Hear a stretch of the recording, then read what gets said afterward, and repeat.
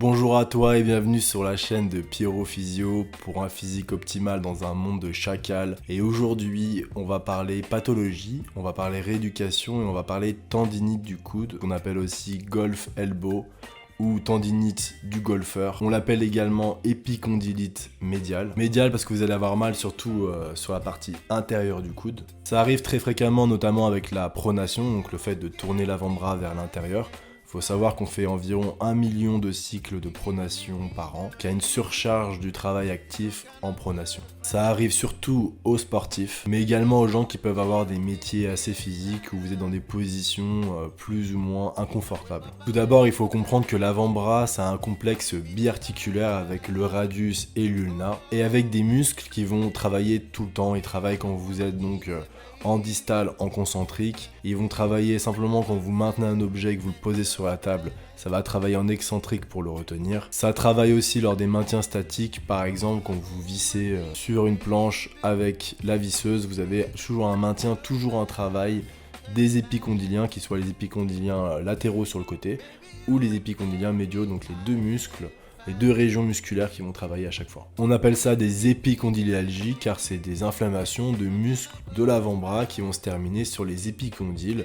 Qu'est-ce que les épicondyles ? En fait, c'est vraiment l'os du bras, l'humérus, qui va se terminer avec des petits processus osseux, des petites protubérances. Sur ces petites protubérances, vous allez avoir des muscles qui vont avoir leur origine pour ensuite terminer le long du bras sur la main et donc donner de la force pour les mouvements. C'est donc une inflammation des muscles qui vont partir de cet épicondyle. Donc pour ceux qui nous intéressent ici en médial, vous avez le fléchisseur ulnaire du carpe, le fléchisseur radial du carpe, vous avez aussi le rond pronateur. La tendinite, elle va apparaître sur des gestes répétés, sur des mouvements qui sont plus ou moins naturels, voire pas naturels du tout. Ce qu'il faut bien comprendre, c'est que le sport en soi n'est pas naturel, on n'est pas fait pour faire des milliers de gestes de raquettes ou des milliers de gestes de musculation à la salle. Et donc au bout d'un moment, vous avez une surcharge au niveau de l'entraînement qui va amener une inflammation au niveau des tendons. Ça peut être lié à la récupération qui va être insuffisante. On a un surmenage tendineux qui va amener une usure. La force répétée sur les tendons, sur les muscles, va amener une déformation viscoélastique et des micro-ruptures. Ces micro-ruptures, elles vont donner de la fibrose et une dégénérescence tissulaire qui va amener la tendinopathie. En général, on le ressent sur le mouvement. Vous avez un sport ou vous avez un exercice que vous pratiquez ou simplement sur des gestes de la vie quotidienne, vous ressentez une douleur assez chaude, assez vive au niveau de l'avant-bras, vraiment à l'intérieur ici, un peu comme une brûlure. Et le test que vous pouvez faire, c'est de tendre le coude vers l'avant, tourner la main ici en supination vers l'extérieur, et vous allez palper avec le pouce au niveau de la partie interne et repérer un peu la zone qui est sensible. Et vous allez généralement, en appuyant assez fort, ressentir une douleur vive au niveau de la contraction quand vous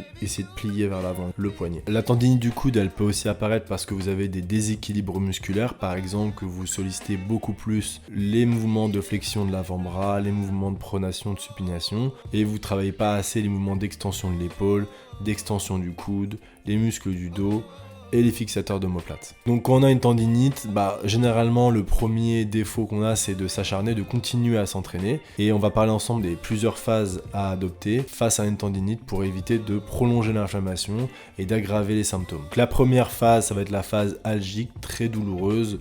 On pourrait la noter autour de entre 6 et 8 sur 10 en échelle de douleur, en EVA. C'est un stade inflammatoire et ça dure 3 à 4 semaines. En phase numéro 2, vous avez la phase de reconstruction, où là vous allez avoir une douleur qui va être beaucoup plus chronique, un peu sourde. Vous pouvez la noter de 4 à 6 sur 10. Elle dure entre 6 à 8 semaines et c'est là où on peut commencer à faire quelques exercices, on va en parler ensemble, notamment les étirements. Ensuite, vous avez la phase numéro 3, où la douleur est vraiment beaucoup plus supportable, à noter entre 3 et 4 sur 10. Mais elle peut revenir rapidement, donc il faut faire très attention, bien suivre les exercices de rééducation et faire les choses progressivement. Cette phase-là, elle est assez longue, elle peut durer de 1 à 2 mois. Ensuite, vous avez la phase numéro 4, où la douleur est presque partie, elle est très légère, elle va vous titiller pendant certains mouvements. Vous pourrez la noter entre 1 à 2 sur 10. Et là, c'est la période de la reprise sportive progressive et on est en fin de rééducation.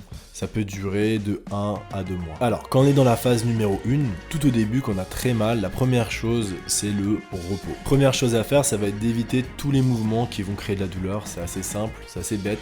Mais on va faire ça, on va éviter tous les mouvements qui provoquent de la douleur. On va glacer, on va s'hydrater au maximum et on va essayer d'avoir une position de repos maximale. C'est-à-dire que dans la vie quotidienne, vous allez éviter de soulever des objets avec ce bras. par là. Vous allez éviter de tirer, de fléchir le coude au maximum dans la mesure du possible. Vous pouvez masser le bras, donc masser la zone, travailler donc en long, vous pouvez travailler en transversal sur des massages assez doux, éviter d'aller irriter le tendon. Le but c'est vraiment de se reposer, de faire circuler le sang. Quand vous sentez que la douleur redescend progressivement, vous allez travailler sur la phase numéro 2. Dans cette phase numéro 2, on va commencer ensemble les étirements. On va étirer progressivement les muscles épicondyliens médiaux de 30 secondes à 1 minute, plusieurs fois par jour. Vous allez y aller progressivement. Au début, vous commencez à l'étirer le matin et le soir. Et vous faites des séries assez courtes, des séries de 30 secondes. On place la main sur la table ou sur le banc et on vient se pencher vers l'avant, coude tendu. On cherche un étirement léger avec une douleur légère à 6-7 sur 10. Au début, vous faites 1 jour sur 2 les étirements. Et si vous voyez que ça se passe bien, que la douleur est supportable et que ça aggrave pas les symptômes, vous étirez tous les jours, matin et soir. Une fois que ça passe de mieux en mieux, vous l'étirez de 30 secondes jusqu'à 1 minute. Vous augmentez le temps d'étirement. Ensuite, vous allez masser et on va passer au massage transversal profond, c'est-à-dire que vous allez chercher la zone, le point sensible, en palpant votre coude. Une fois que vous l'avez repéré, vous allez venir masser d'avant en arrière, mais de manière transversale. Ce qu'il faut vraiment, c'est des massages lents et surtout peu de mouvements. Il faut vraiment qu'on passe d'une cicatrisation mécanique fibrosante à une cicatrisation inflammatoire, donc relancer le processus d'inflammation pour augmenter la récupération. Les étirements, ça va être très important pour redonner de la longueur, formater les néotendons qui se cicatrisent, et récupérer progressivement toute l'amplitude. L'objectif, c'est vraiment de stimuler la régénération des tissus. Vous pouvez également faire des pressions statiques, c'est-à-dire que vous allez repérer la zone sensible et vous allez venir appuyer dessus. Vous maintenez la pression pendant 30 secondes et puis vous relâchez. Moi, j'aime bien utiliser un objet. Vous pouvez utiliser une balle, vous pouvez utiliser un rouleau à pâtisserie, mais aussi les rouleaux donc de kiné. Vous pouvez masser avec ce que vous voulez, mais le but c'est d'avoir assez de surface pour bien cibler la zone. Si c'est trop large, trop épais, vous ne pourrez pas faire les massages. Si c'est trop petit, ça peut être très douloureux. Faites des séries de 10 répétitions, très lentes, très contrôlées. Vous en faites une série le matin et une série le soir. Ensuite, on va passer à la phase numéro 3. C'est la phase de rééducation. La douleur est redescendue encore un cran en dessous. Et on va passer ensemble aux exercices. Je ne vais pas vous mettre des centaines d'exercices. Je préfère que vous en ayez 2-3 qui fonctionnent très bien. Rappelez-vous, le but ici sur les mouvements, c'est de faire des séries assez courtes et très contrôlé. Je veux plus de la qualité que de la quantité et je veux surtout du contrôle du mouvement, surtout sur la phase excentrique, la phase où vous retenez le mouvement. On fera des séries de 7 répétitions car 7 c'est le chiffre magique, il y a 7 jours dans la semaine, c'est le chiffre qui va vous permettre de guérir et on va partir sur des poids très légers au départ, puis progressivement augmenter la charge de travail. Ça c'est très important. Le défaut souvent des gens qui sont blessés et qui ont une tendinite, c'est de repartir dès qu'ils se sentent un petit peu mieux sur les charges qu'ils avaient quand ils s'étaient arrêtés, notamment les fans de musculation. Donc essayez vraiment de partir sur du très très léger. Pourquoi ? Parce qu'on va redonner de la charge mais progressive pour réadapter le tendon. Les phases de rééducation, on va les faire 3 fois par semaine, un jour de repos, un jour de travail. Et on va faire par exemple 2 séries de 7 répétitions par exercice. Le premier exercice, ça va être la flexion du poignet. Vous installez sur une table, coude bien bloqué, et vous allez lever doucement le poignet vers vous, puis retenir encore plus lentement la descente vers le bas. Donc on va être sur une phase de montée qui va durer 2 à 3 secondes, et une phase de descente qui va durer 4 à 5 secondes. C'est possible que ce mouvement vous fasse mal. À ce moment-là, vous allez travailler sur le même mouvement mais debout, avec le bras dans l'axe du corps, bras tendu. Vous allez amener donc la flexion du poignet vers le haut, tout doucement, debout, bras tendus. Ensuite, vous allez travailler sur le frein de supination. Alors le frein de supination, c'est un exercice que vous allez travailler coude bloqué sur la table et vous allez donc retenir la supination. Donc c'est un travail excentrique des muscles épicondyliens médiaux où vous allez commencer avec des charges très légères, retenir le mouvement sur le côté et pour le retour, vous allez donc soulager le poids avec votre main droite ou gauche, la main qui n'a pas de pathologie, et vous allez revenir doucement sur de l'excentrique. Même principe, on fait 7 répétitions, contrôle la descente, et on part sur des charges très légères. Vous pouvez sentir qu'à partir d'un certain nombre de répétitions, vous avez mal. À ce moment-là, vous n'hésitez pas à réduire les répétitions, d'accord ?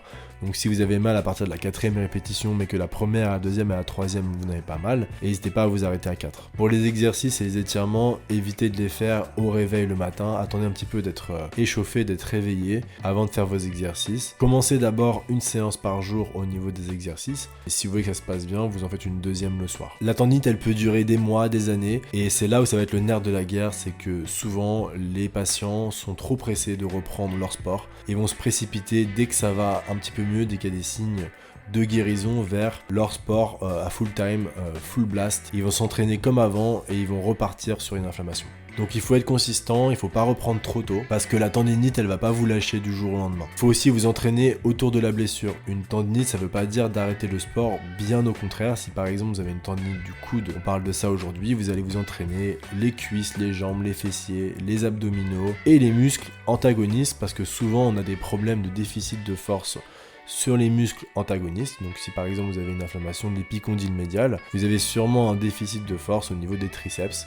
Donc c'est l'occasion de renforcer vos triceps. Si ça passe, vous pouvez travailler doucement les pectoraux et les mouvements d'extension de coude et d'épaule. Mais ils peuvent créer aussi de l'inflammation parce qu'il y a un travail excentrique en même temps sur ces mouvements. Donc vous essayez vraiment d'écouter votre corps. Si ça passe, vous les faites. Si ça passe pas, vous travaillez le reste. Et voilà, c'est l'occasion de travailler le reste du corps. Renforcer vos abdominaux, pourquoi pas faire du cardio, aller courir un peu plus, faire du vélo. Et vous allez vous entraîner autour de la blessure comme ça pour optimiser votre retour à haut niveau. Donc voilà, j'espère que cette vidéo vous a plu. Si c'est le cas, n'hésitez pas à liker, à vous abonner et à commenter si vous avez des questions sur la tendinite du coude, sur l'épicondylalgie. Et on se revoit pour la prochaine vidéo Pyrophysio pour un corps optimal dans un monde de chacal. See you next time.